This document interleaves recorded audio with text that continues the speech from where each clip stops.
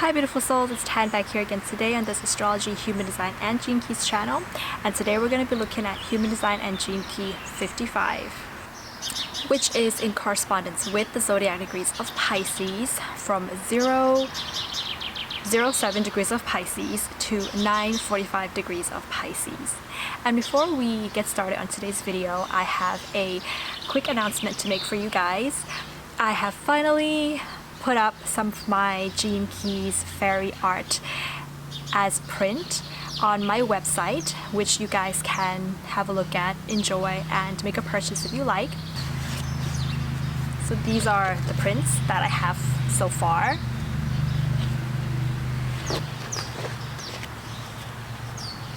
So yeah, if you guys have been following up with me, you'll know that I've been doing some art, some kind of small art project, which I hope one day is going to turn out to be something very big. But it's basically based on the Gene Keys, and I'm creating different fairies that with certain characters and names and their roles in Paragon Valley, which is where they live. It's becoming somewhat of a story, you can say, but for now they're just out, available as art prints if you are interested in holding on to any of them that corresponds to your Gene Keys. So do visit my website for that. I'll post a link to my website right now in the bottom of the screen, and yeah, you can check it out. So I'm looking forward to sending any of these out to you guys, and very excited to be sharing my Gene Keys fairy with you. Okay, so on to Gene Key 55. So the Gene Key 55 is represented by the Albatros animal, dream arc totem in the Gene Keys, and it goes from the frequency of victimization to the gift of freedom to the city of freedom. The dream arc totem moves from the fear key of the dragonfly to the life key of the seal and the vision key bird, the albatross. In the I-CHING hexagram, this hexagram is called abundance. Thunder over fire. Spiritual thunder ignites passionate fire. Awareness penetrates deep into the body. Rise up and meet the highest frequency. In the CODON ring, this archetype is in the ring of the whirlwind, and it is associated with the amino acid histidine. The programming partner of this archetype is Gene Key and Human Design Gate 59, which is in correspondence with the Zodiac Degrees of Virgo from 07 degrees to 545 degrees of Virgo. And the programming partner is the opposite point in the zodiac or the hexagram wheel, and it offers a balancing complementary opposite trait to the 55. In Human Design, this gate is located in the solar plexus, the center of emotions, and it is connected to gate 39 in the root, forming a channel called the channel of emoting or the channel of romance. Okay, beautiful. So I'm super excited to be talking about this archetype. I have it in my natal chart as my conscious and unconscious north node, and I've also made a video recently talking about the year 2027 and the cross of the sleeping phoenix, which encompasses gate 55 there. So I highly recommend that you guys also check out that video if you are having this archetype, or if you don't have this archetype but you resonate a lot with the 55 as well. So let's start this video by looking at some traits of the albatross bird. So the albatross is considered to be a bird that has one of the largest wingspan, or the largest wingspan of any living bird. A wandering albatross can soar at about 800 kilometers in one day and maintain a speed of 130 kilometers per hour without flapping its wings. The albatross can spend up to a year at sea without setting foot on land even once. So it's basically gliding itself and flying for an entire year without stopping. Of course, it may touch onto the surface of the water from time to time in order to feed, but other than that, it's in the air. This amazing bird, how does it do that? And what's the secret to it? There's something called a staying current, and that's what the albatross uses. The albatross faces the wind and uses the wind to help lift its body up so it can fly upwards, and then it kind of shifts and dips back down towards the ocean, catching another skyward draft to help push its body up. So it's basically working with the wind. It's a water bird that is just as much in the water and with the water as it is with the wind, representing freedom. Albatrosses are known for being quite monogamous in terms of its social life, so it would form a partner, a long-term bond with one partner that is rarely ever broken. It's also a bird that's considered to have the lowest divorce rate of any other birds, we can also say. However, although it's socially monogamous, it's a little bit more sexually polygamous because it is going to sometimes have more than one sexual partner, although it only has an intimacy, a connection, a social connection with just one partner. And within that one partner that it is socially connected to, it has a lot of time spent apart, because once it has its young, the male and the female would alternate between hunting for the foods and coming back to feed the young. So they don't see each other that often, but yet they are together. That kind of made sense there. So if you have this archetype or you resonate a lot with it, you are probably going to be somebody who is a free spirit. You love your freedom, and you are a freedom lover in all areas of your life, spanning from your career to your relationships to your lifestyle to the way that you think to your emotions. But when you feel like something is stifling your freedom, there can be a tendency within you to maybe complain, or sometimes to emotionally project or blame other people for the things that are not happening in the way that you want them to happen.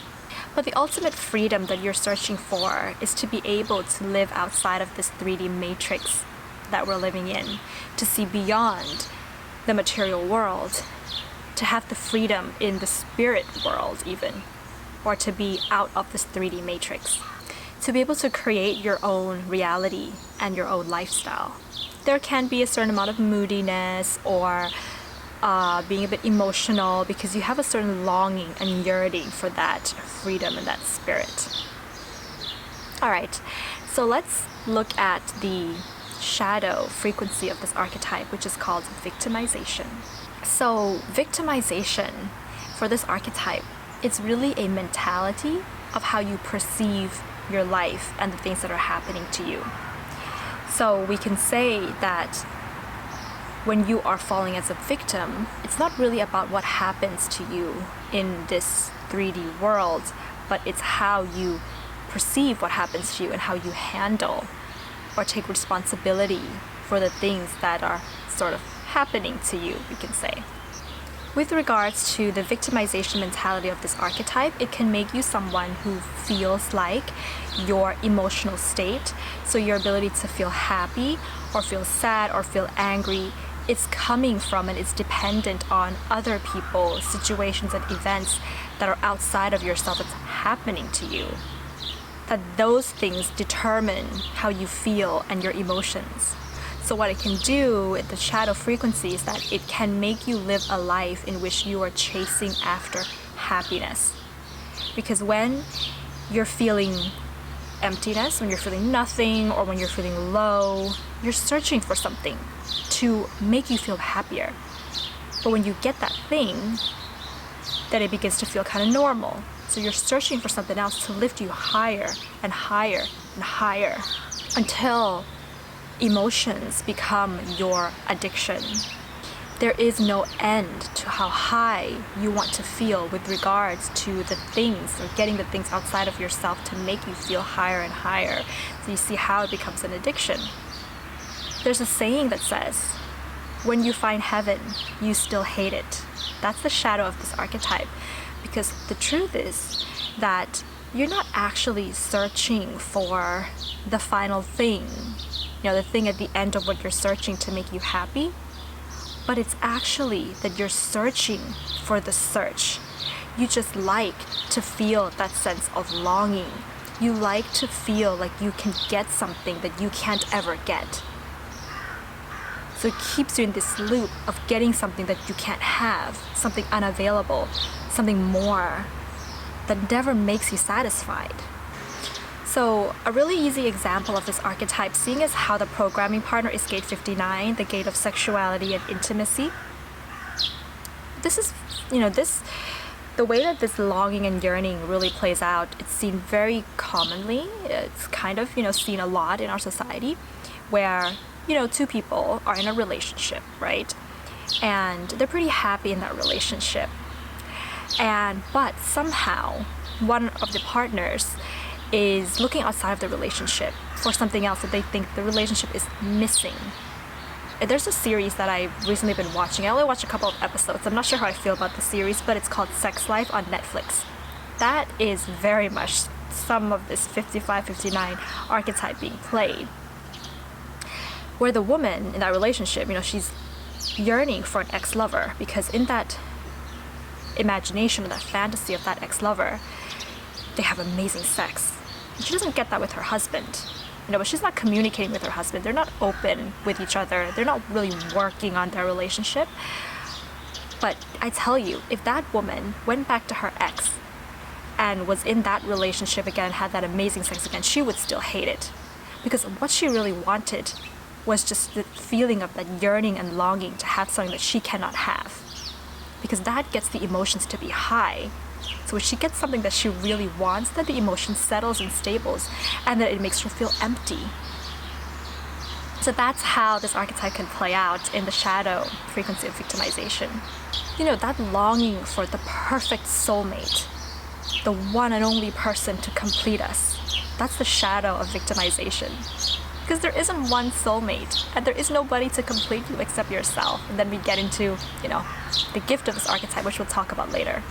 So of course, this archetype has a really deep connection with the phoenix, being part of the cross of the sleeping phoenix and the upcoming era into the year 2027. So the phoenix is asleep. And when the phoenix is asleep, the phoenix doesn't see that what they're yearning for is just the yearning itself. But when the phoenix wakes up, the phoenix realizes that the phoenix has to die, get rid of this old emotional pattern, and be reborn into a new emotional pattern, a new reality. And another thing that can be quite an addiction for this archetype at the shadow frequency of it is also spirituality.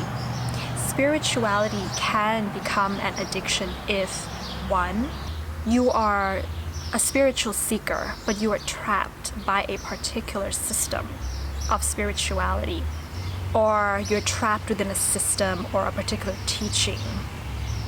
So I have gate 55 as my north node, and of course I do astrology, and I have found myself trapped for a certain part of my, studies of astrology, trapped in this system of astrology. And it was almost as if I use astrology to help me find answers to so many things in my life but sometimes, astrology does not have the answers to everything in your life, because human beings are way more complicated than that, right? But I find myself going this loop of, I'm going to keep using astrology to help me find this answer.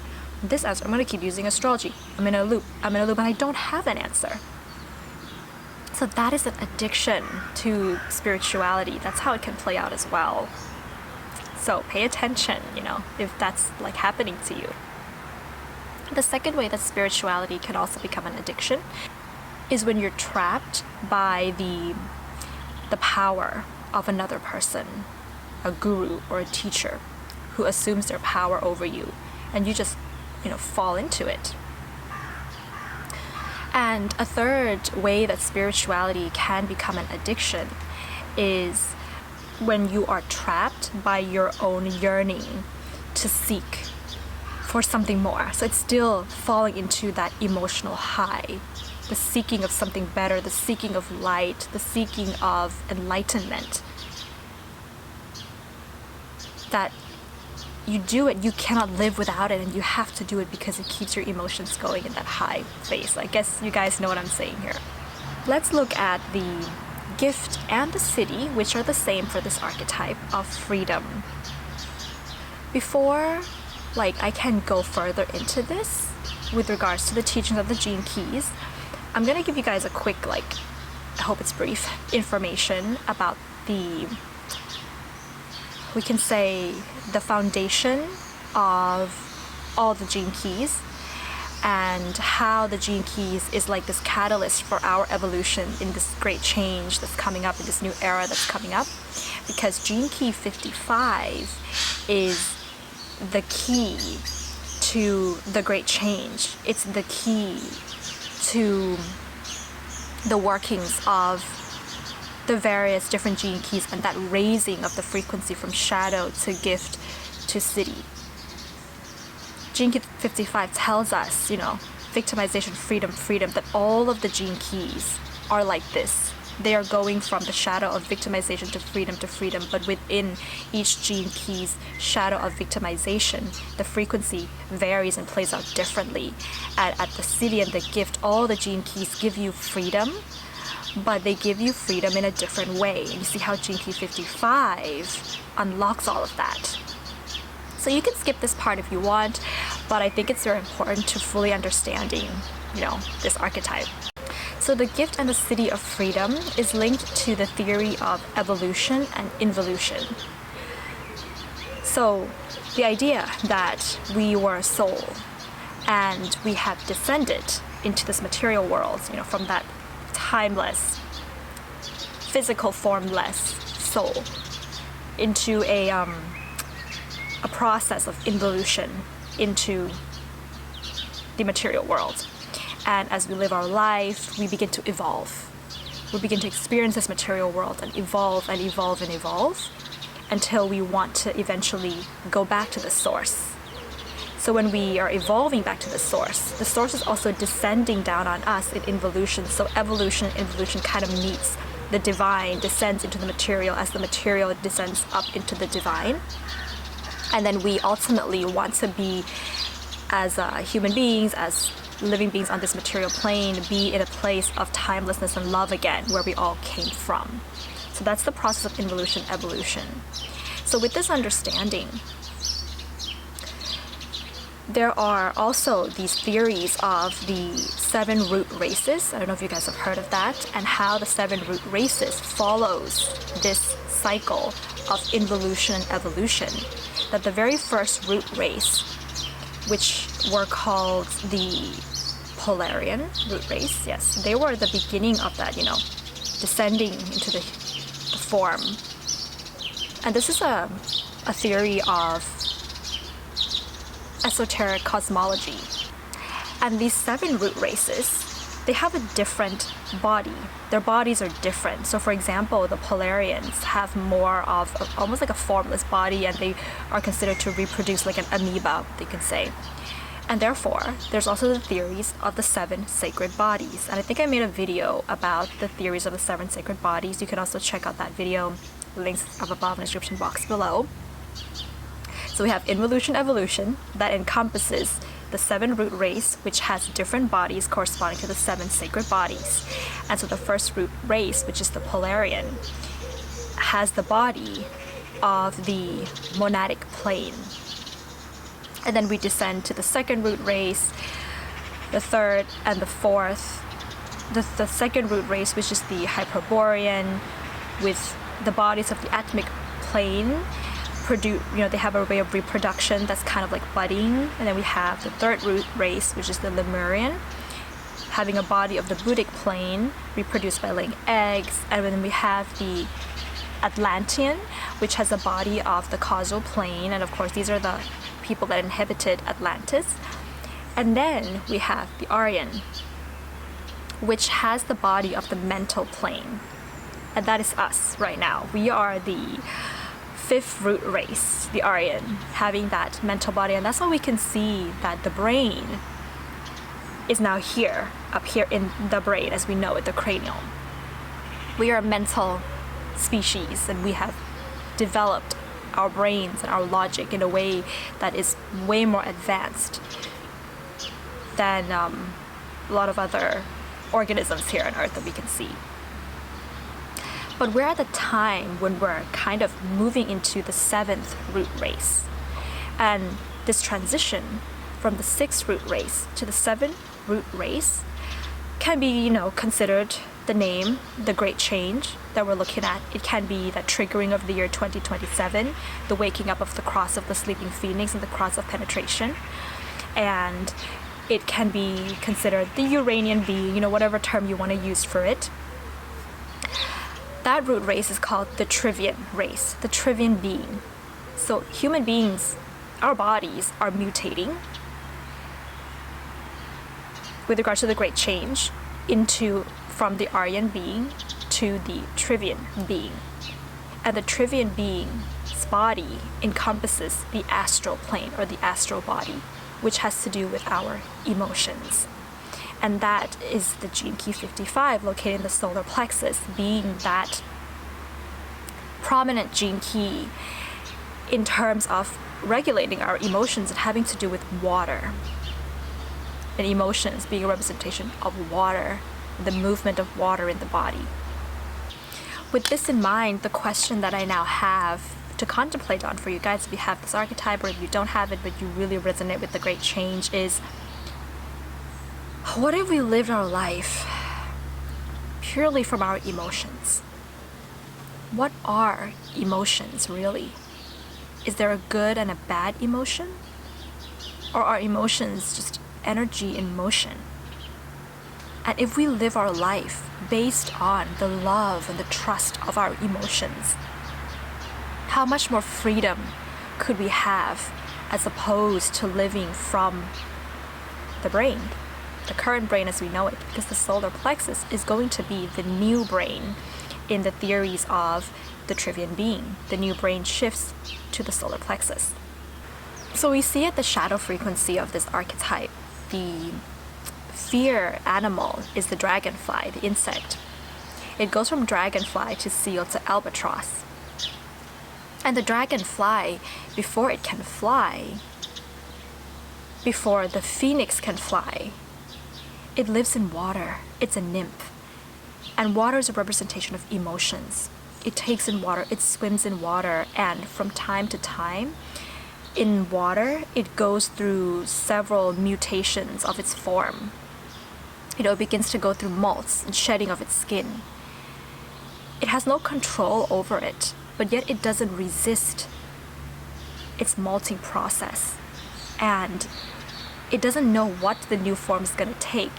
Every time it sheds its skin, it takes on an unknown form.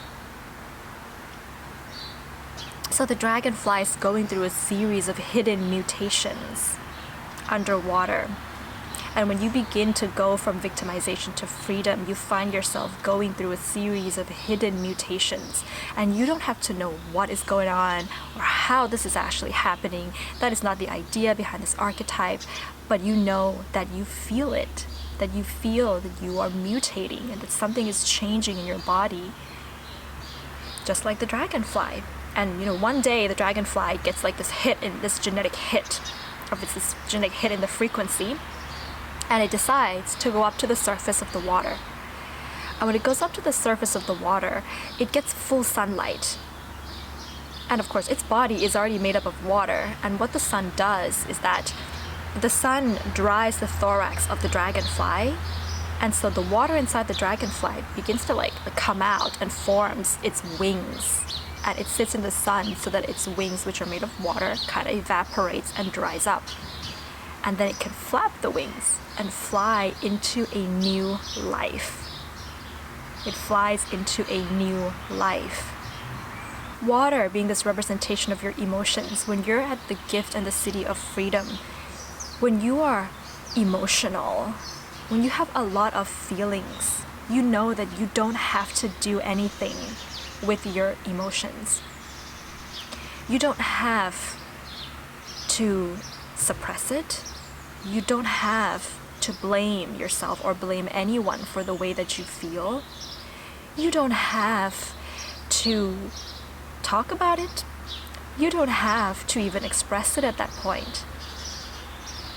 All you have to do is feel it. and trust that it is there to mutate you into the trivian being, into a new stage of your being, into freedom, into abundance, just like the nymph. Nymph doesn't control its molting process or its mutations. It just trusts that something bigger and better is out there for it. When you try to resist or you try to do something with those emotions, you stop the mutation process from happening, because if emotions are energy that's flowing in your body, it's neither good nor bad. We just give it a name because it arises from certain things. We say it's angry emotions because it's arising from something that you don't want to happen to you. We identified with it. We gave it a label, but it's just energy moving in a certain frequency in your body. So practically speaking, let's say that you feel this awareness in you, or this calling, or this consciousness in you being raised, and you feel like the job that you currently have no longer serves you, and you feel called to take on a new job. But the moment you're going to take on this new job, there's emotions being stirred up within you. There's fear, there's anxiety, there's also excitement. There may be grief for the job that you're about to lose. There may be impatience. But then, because there's so much emotions in there, what you do is you say, no, I'm gonna suppress this. I'm not gonna feel this. This is not right. And when you do that, you lose the energy to actually move into that new job, which could have mutated you, and it could have raised your awareness or consciousness and, done great things for the world. Or you can say, I'm feeling a lot of emotions. I'm going to do something about it right away. I'm going to project onto somebody. I'm going to blame it onto somebody. See, you told me that I should change my job. You sparked that idea that I should change my job, and now I'm feeling all of these things, for example. You lost the energy to actually make that change and to step into your mutation. But the biggest mutation here is not just the new job that you're about to take on, but the mutation happens when you trust and you have faith in what you are feeling, and that it is necessary to have all those emotions going on in your body. That it is necessary. Because when you can trust the way that you feel and you can trust your emotions, you can trust and you are going to have faith in a lot of the things that will come in your life. And that is going to be the new you. The new you is going to be a you that trusts and have faith in the unknown. Because when you can do that, you trust the universe and the soul that you had descended from in your involution stage. The soul that was timeless and boundless. That soul was innocent and trusts in everything. And if you cannot trust, then the evolution, back to love, back to that soul, back to the spirit again, is not going to be there. But because that spirit, that soul, it just trusts. And if you can trust, the first thing that, before you can trust anything else in the world, you have to trust yourself. And you are energy. You are made up of energy. So you have to trust your energy. You have to trust your emotions. That's the foundation, the first step, the baby step to becoming the spiritual you. The you that you were yearning to be. You were yearning for it from a victimization mentality, but now you can be it from a place of freedom. So I'm going to read you guys a quote from the Gene Keys with regards to its definition of freedom. We will become one with the music of life and experience the entire spectrum of emotions from light to dark, without fear and without shame. This is a new kind of music for humans. There are no paths to follow and no need for systems or structures to keep us safe. Ultimate freedom has nothing to do with your life circumstances. It is the freedom of allowing the self to dissolve into the waves of the ocean. It is the freedom that is born through one's absolute trust in life. When you trust in life, you can allow yourself to dissolve into the ocean of life. This gift and city of freedom, when one person has managed to access it, it has an ability to ripple into the collective. You think about the 55 being in the solar plexus, and in human design, the defined and undefined solar plexus. Think about when you're in the presence of another person who has a different solar plexus. Let's say you have a defined solar plexus, another person doesn't have. There's an energetic meetup there. You're teaching each other how to trust life more. You're teaching each other in your aura, in your energy, in the way that you interact, how to get freedom. One person is receiving, the other person is sending it. Your freedom frees others, and it frees other people, and it ripples, and the next person frees another person, and it ripples and ripples and ripples. In terms of relationships, freedom means that rather than falling in love, we begin to rise in love with another person. The cup of love is always overflowing. Always overflow with unconditional love in a relationship. There is no more of this rejecting, chasing, breaking up, making up, pushing and pulling. If you're in that type of relationship, you have not experienced freedom in relationships. Freedom in relationships is support and unity, rising together, unification, communities of love. Freedom in your job means that you're operating with creativity all the time. And your energy is natural when you work. It's just natural. There are no competitions between companies. Money becomes something that we want to give and we want to receive rather than out of fear, but out of love. And in the future, money is going to change completely, may not even exist anymore. Education and freedom means that the student takes on the roles of an apprentice again. The student has a teacher, a guru, that guides them through life. They don't go to school. They live life. They're guided by a mature guru or someone to guide them. They play. They have a chance to play. And that's why they can take that play into their career, into their work.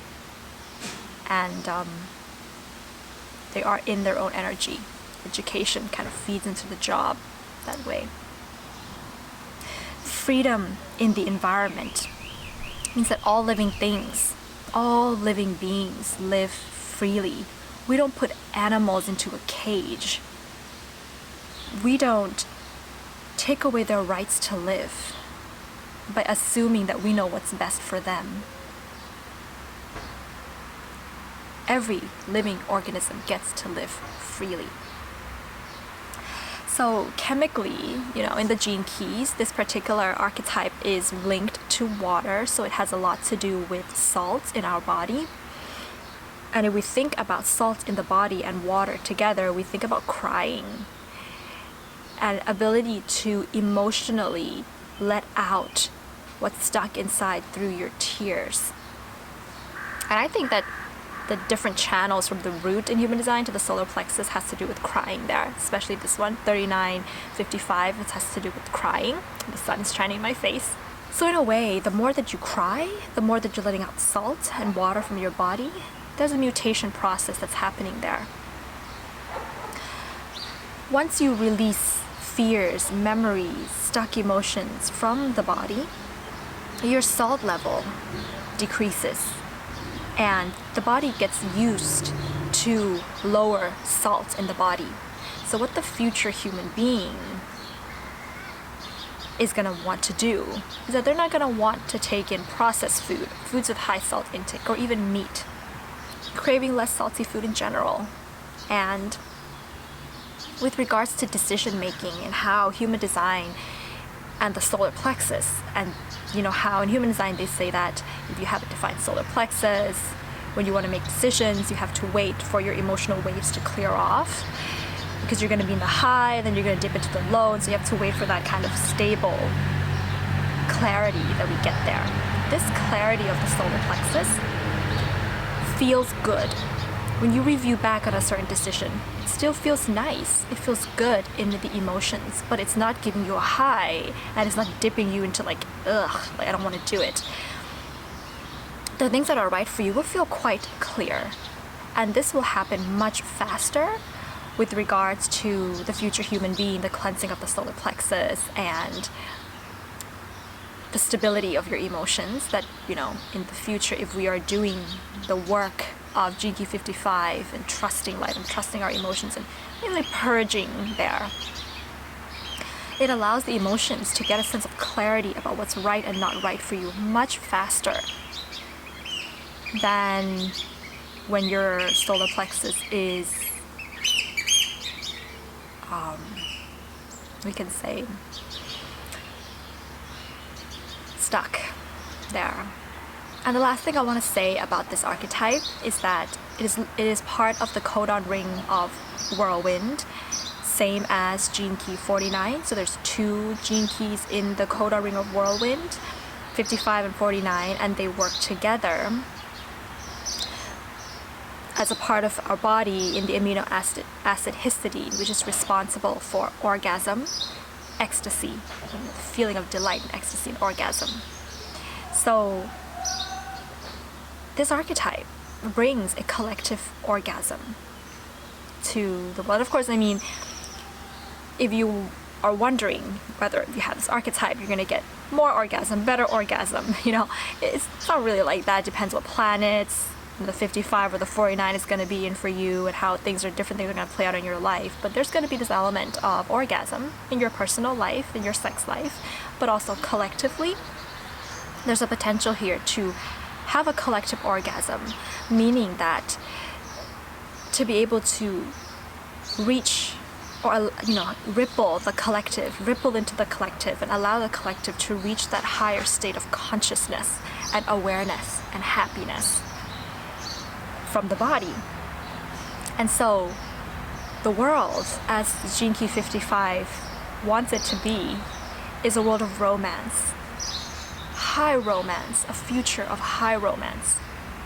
And that is when we're living life with our emotions, with a trust, with our rhythms, with our creativity, with our freedom.